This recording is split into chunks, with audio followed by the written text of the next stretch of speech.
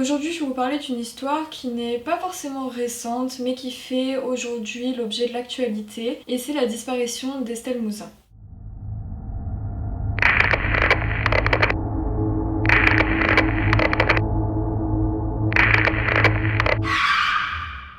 Le 9 janvier 2003, comme tous les jours, Estelle va à l'école le matin et elle revient le soir à la maison. Sauf que ce jour-là, elle ne reviendra jamais. Il faut savoir que les parents d'Estelle sont à ce moment-là en instance de divorce et Estelle vit chez sa mère. Donc le domicile de la jeune fille est situé à Guermantes, et pour ceux qui ne connaîtraient pas Guermantes, ça se situe en département de Seine-et-Marne dans la région d'Île-de-France. Quant à son père, Éric Mouzin, il habite à une soixantaine de kilomètres du domicile de Suzanne, donc la mère d'Estelle, au Vésinet avec leur fils aîné Arthur. Je vais en revenir au 9 janvier lorsque la jeune fille ne rentrera jamais. Alors comment ça s'est passé ce jour-là? Eh bien tout simplement, sa mère rentre du travail vers 19h30 et elle ne voit pas sa fille dans la maison. Elle aurait dû déjà être rentrée, donc elle commence à trouver ça bizarre. Et elle décide de signaler directement la disparition de sa fille au commissariat. Lorsque Suzanne va porter la disparition de sa fille, les policiers pensent tout d'abord à une fugue, ce qui peut être possible, mais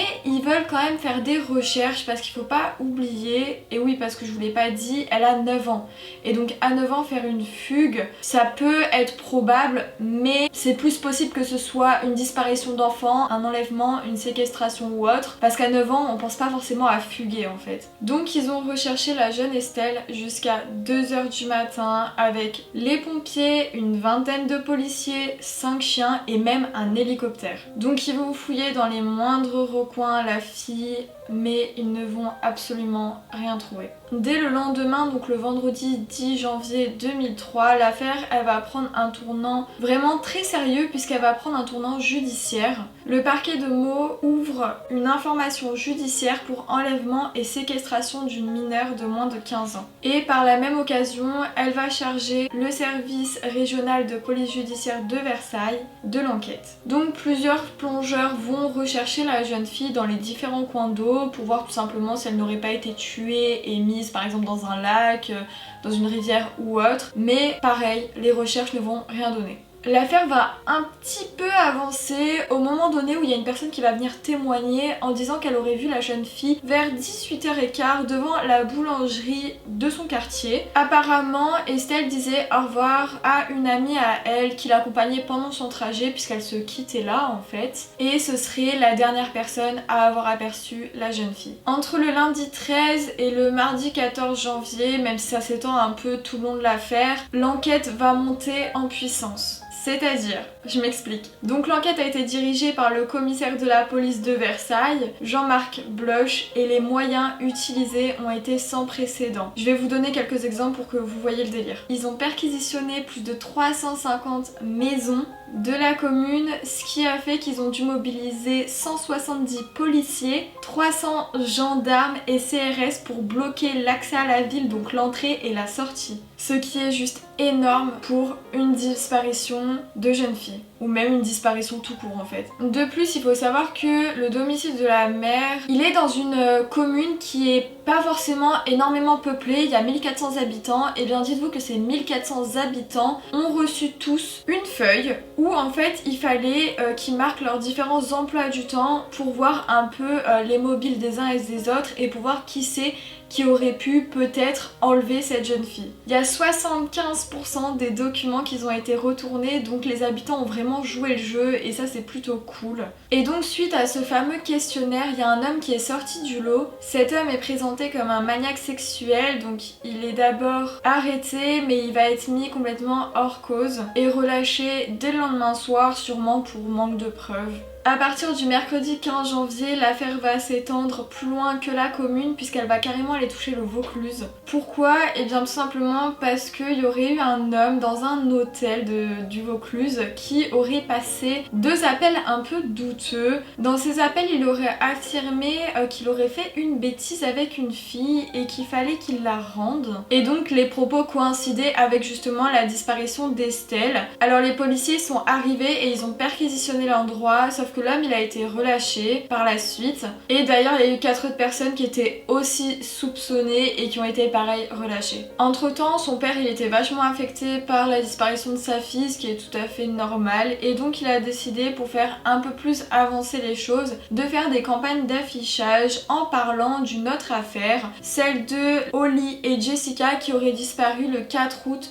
2002 dans le village de Soham en Angleterre, pour tout simplement sensibiliser les gens et pour que les personnes l'aident à la recherche de sa fille. Le 16 et le 17 janvier, c'est rebelote, les policiers reperquisitionnent certaines maisons et suite à cela, il y a 4 autres personnes qui sont suspectées, mais pareil, ils vont être directement relâchés. Donc vraiment, ils suspectaient pas mal de monde, mais on remarque qu'ils relâchent pas mal vite les personnes en fait. J'ai l'impression que dès que ces personnes avaient un minimum un alibi ou n'avaient pas forcément de preuves, les policiers n'allaient pas forcément chercher plus loin et ils les relâchaient très rapidement. Et c'est notamment ce que Eric Mouzin va reprocher dans les années suivantes en disant que voilà, il trouvait que les policiers ne faisaient pas leur boulot à fond quoi. Donc on va revenir en 2003 et du 20 janvier à peu près au 6 juillet.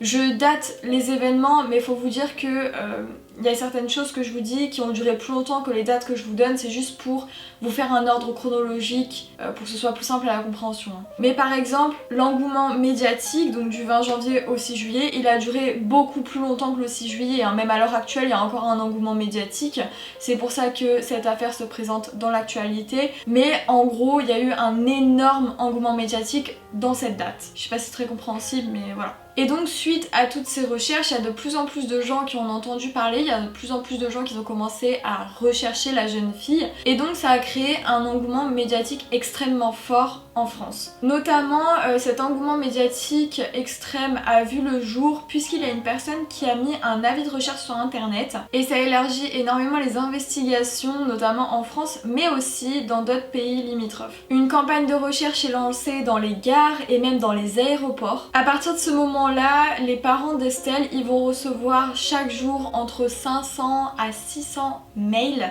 de volontaires qui disent avoir diffusé les affiches de leur fille. Et donc suite à tout cet affichage, à toute cette médiatisation, vous vous doutez bien qu'il y a eu d'autres suspects qui sont arrivés. On a notamment suspecté un certain homme puisque en fait il aurait chez lui plus de 5000 images pornographiques qui mettent en scène des mineurs, mais cet homme va être très vite encore une fois relâché. Enfin bref, il y a eu énormément de recherches concernant la disparition d'Estelle. Donc il y a des choses que je vous ai pas citées précédemment, je vais vous les citer maintenant. Donc par exemple, elle a été recherchée lors d'événements sportifs, lors de fouilles d'ordures ménagères où on pourrait potentiellement trouver un indice comme un cartable, du tissu d'un de ses vêtements, des cheveux, enfin quelque chose. Il y a également des militaires qui ont inspecté les zones et même Nicolas Sarkozy, qui était le président à cette époque, va apporter de l'aide à la famille en leur constituant un groupe d'enquête permanente. Mais tout cela ne donnera absolument rien, il n'y aura toujours aucune trace de la jeune fille et surtout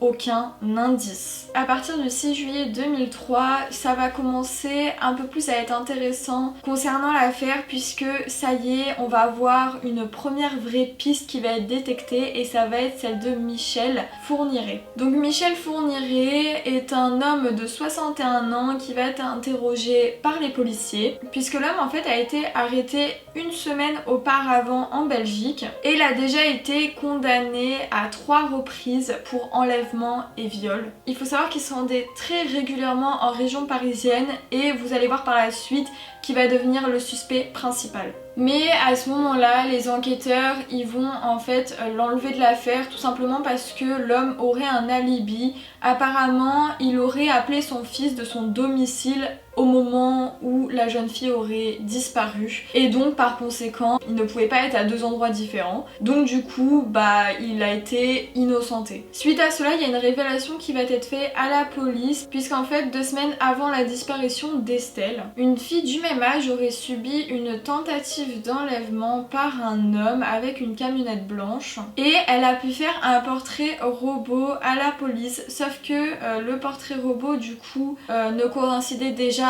pas forcément avec Monsieur Fourniret, mais également quand elle a vu l'homme devant elle, elle ne le connaissait absolument pas, elle ne l'avait jamais vu. Donc du coup, les affaires n'étaient pas liées et encore une fois, ça portait encore plus le fait que ce n'était pas forcément lui qui avait fait ça. Sauf que en parallèle, les flics ont été emmenés sur une affaire où Monsieur Fourniret aurait enterré une jeune fille. Et ce qui va être étrange en fait dans cette affaire, c'est qu'il va décrire des vêtements de jeunes filles qui sont extrêmement proches des vêtements que Estelle porterait le jour de sa disparition. Mais vu qu'il n'y avait pas assez de preuves, il pouvait pas être inculpé de la disparition d'Estelle Mouzin. Du coup, suite à ça, il y a d'autres pistes qui vont se faufiler puisque Michel Fourniret, il a été mis sur le côté. Et donc en octobre, le juge d'instruction va lancer une commission rogatoire internationale. Pourquoi? Tout simplement pour interroger 2 Polonais qui auraient séjourné chez la mère du coup,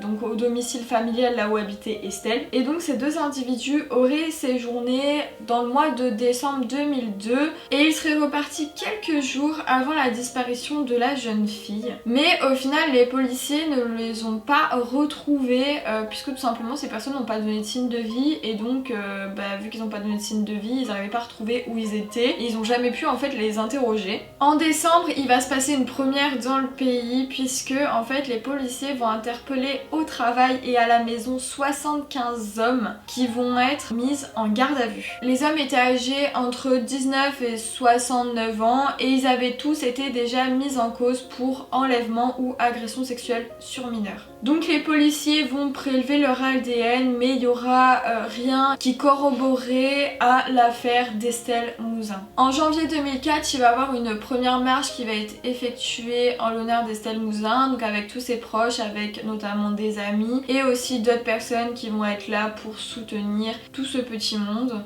En mars 2005, ça y est, la piste de Fourniret est réétudiée puisqu'ils ont trouvé un premier indice. Enfin, il aura fallu attendre 2 ans. Ils auraient trouvé un brin de laine rouge qui correspondrait au pull qu'aurait porté Estelle ce jour-là chez Monsieur Fourniret. Et ils auraient également trouvé dans son ordinateur des photos de la jeune fille. Mais malheureusement, ces pistes ne vont rien mener. Alors ça par contre, c'est un truc que j'ai du mal à comprendre, c'est que pour une fois il y avait des indices vraiment très clairs et ils ont laissé entre guillemets courir. Heureusement, les parents ils étaient tellement fatigués de cette situation, tellement fatigués que tout cela n'avance pas et ils ont carrément demandé à leur avocat de faire expertiser 3 scellés provenant du dossier de Fourniret. Cela concernait des morceaux de lacets blancs et des gants noirs fournis par les autorités belges lors de son arrestation, puisqu'en fait la jeune Estelle possédait justement des lacets blancs ce jour-là, puisqu'elle avait des chaussures blanches tout simplement, ainsi que des gants noirs. Et donc vu que les policiers ne l'avaient pas fait, les parents s'en sont mêlés et l'ont fait de même,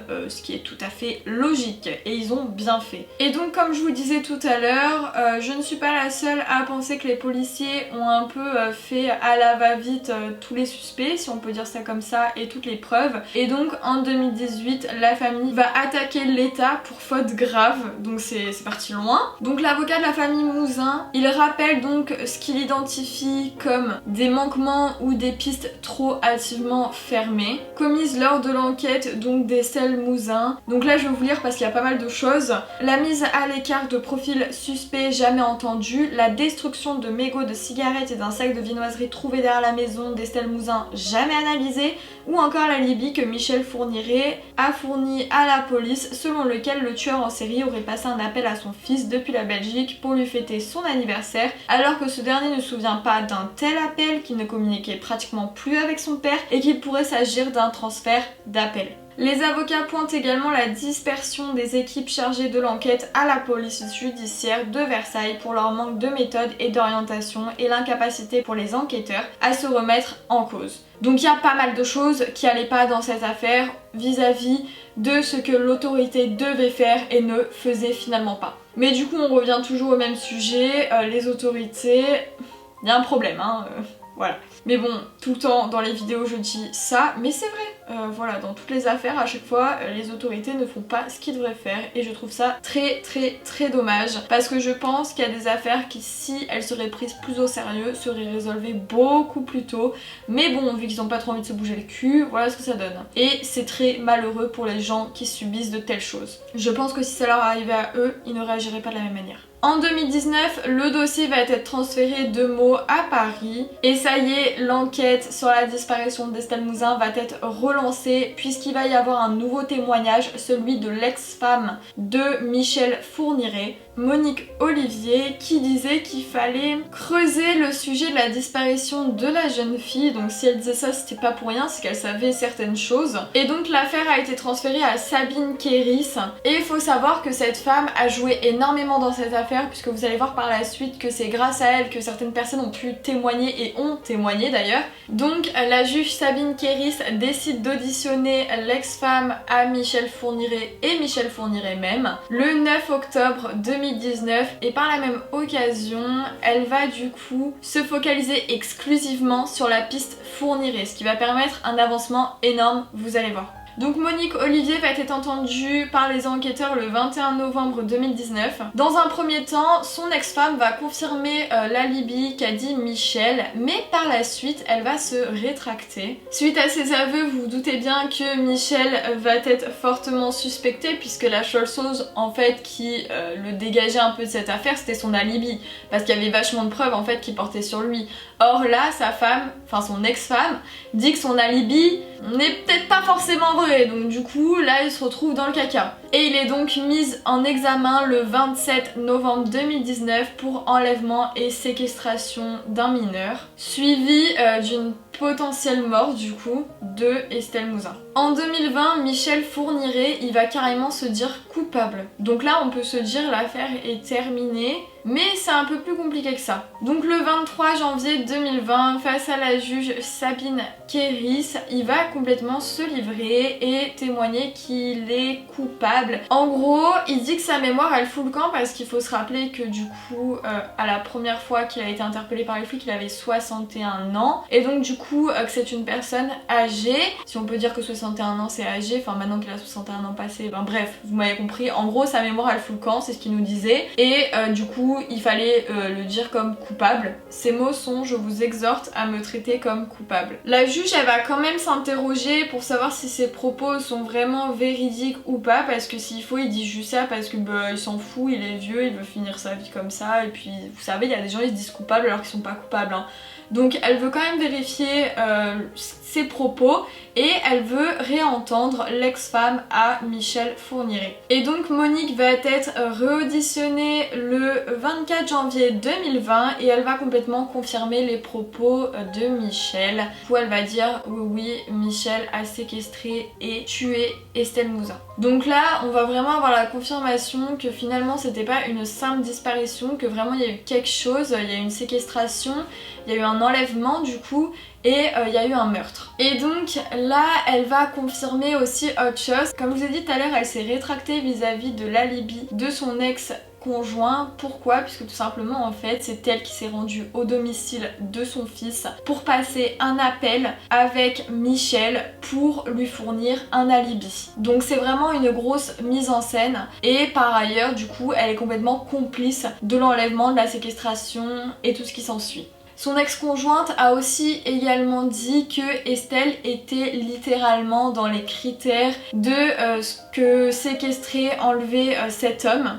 Elle déclare aussi qu'apparemment il aurait fait du repérage quelques jours avant d'enlever cette jeune fille et qu'il serait rentré à la maison en disant j'ai repéré un beau petit sujet. Le 6 mars 2020, Michel il va donc affirmer qu'il a tué Estelle Mouzin suite à une audition de plusieurs jours avec la juge Sabine Kéris. Donc cette juge, comme vous pouvez voir, elle s'est tellement impliquée dans l'affaire et ça je trouve ça tellement bien que en fait elle a pu entre guillemets tisser des liens avec le meurtrier et la complice, ce qui aura permis en fait des témoignages et des aveux énormes, et ça c'est super bien pour l'avancement de l'affaire et même pour le fait que les parents savent ce qui est arrivé à leur enfant. Donc je vais continuer parce que la vidéo n'est pas du tout finie, il y a encore plein de choses à dire, donc restez. Alors le 21 août 2020, il y a l'avocat de l'ex-femme de Michel Fourniret qui va donc bien affirmer la complicité qu'elle a eue dans cette affaire. Elle affirme bien donc que son ex-mari a kidnappé Estelle Mouzin le 9 janvier 2003 et qu'il l'aurait emmenée à Ville-sur-Lume dans les Ardennes. Et apparemment du coup il l'aurait séquestrée là-bas et il l'aurait aussi étranglée et violée. Voilà.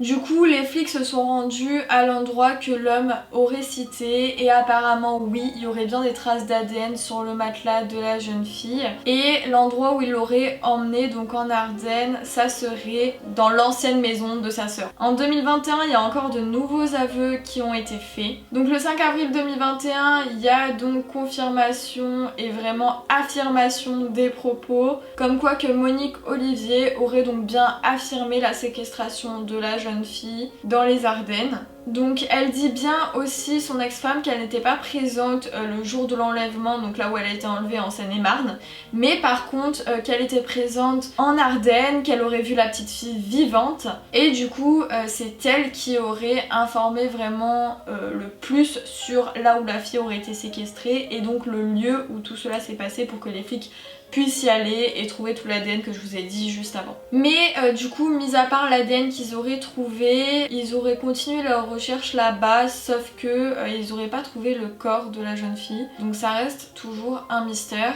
En 2022, triste regret, quand j'ai vu ça dans les journaux, j'étais vraiment dégoûtée et c'est aussi ça qui fait l'actualité aujourd'hui.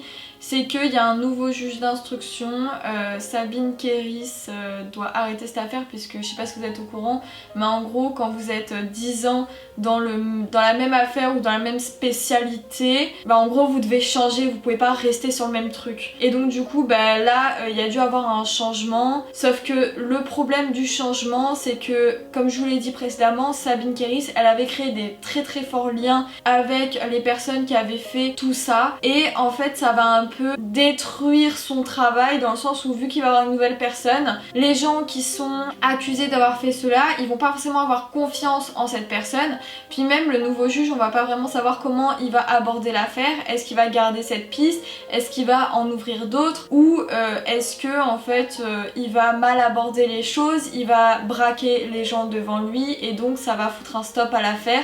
On ne sait pas trop mais c'est quelque chose qui inquiète énormément la famille d'Estelle Mouzin. Et par ailleurs Éric Dupond-Moretti, suite aux nombreuses affaires non résolues qu'il y a depuis des années et des années, la création d'un nouveau pôle qui est un cold case ou cold cases qui rentre très rapidement en vigueur et donc qui crée une juridiction spécialisée pour traiter ces affaires. Et donc je vais revenir à cette jeune fille, est-ce que son corps a été trouvé? Est-ce que en 2022 ça s'est un peu approfondi même si on est au tout début de l'année? Eh bien la réponse est clairement non. Comme je l'ai dit tout à l'heure, le corps n'a pas été retrouvé et n'a toujours pas été retrouvé. C'est quand même impressionnant de se dire que ça fait quand même 19 ans que Estelle Mouzin a disparu et 19 ans où du coup maintenant on sait qu'elle a été tuée mais on n'arrive toujours pas à retrouver son corps et au moment où peut-être la personne qui l'a tuée aurait pu faire des aveux, le juge change et donc du coup la confiance ne va pas être là, il va y avoir d'autres choses qui vont se tramer etc. Enfin bref, un bordel monstre et franchement je suis un peu dégoûtée pour la famille parce que c'est pas du tout le truc qui aurait dû arriver à ce moment là.